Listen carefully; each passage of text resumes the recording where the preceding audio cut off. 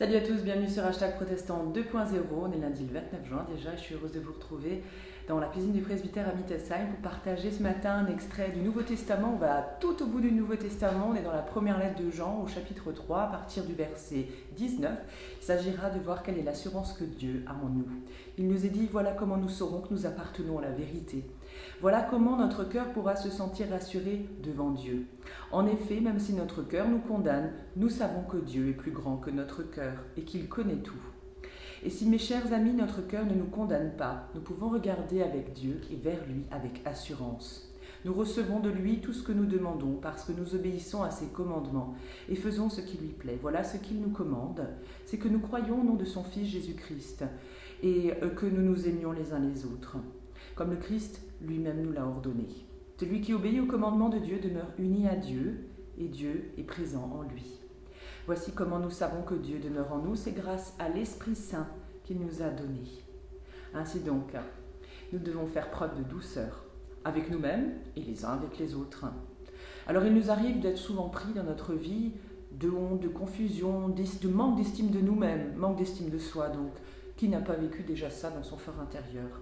On a l'impression d'être nul en fait des fois, de ne servir à rien, d'avoir aucune utilité. Mais voilà, jamais Dieu ne nous voit comme cela. Lui regarde au cœur des choses et il sait voir ce qui siège en nous de bon, de beau, en chacun de nous. Même si nous ne le voyons pas, Dieu le remarque toujours.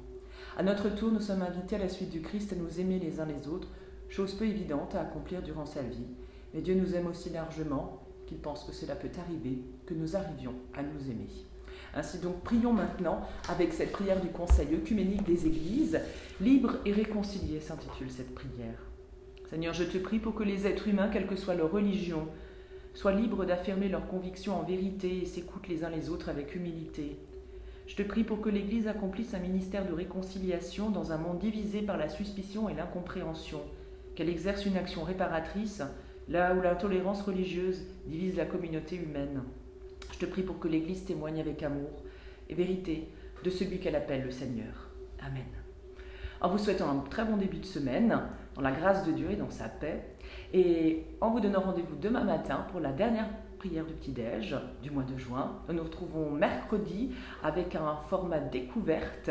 Et oui, la prière du petit-déj va voyager chaque mercredi pour vous faire découvrir un endroit de notre Alsace du Nord, dans notre inspection de Wissembourg, une paroisse, un lieu qu'il vous faudra découvrir. Alors, n'oubliez pas de regarder YouTube ou Facebook et sinon, toujours le dimanche à 11h, la vidéo proposée par un collègue de notre Union d'Église pour méditer ensemble. Je vous dis à demain.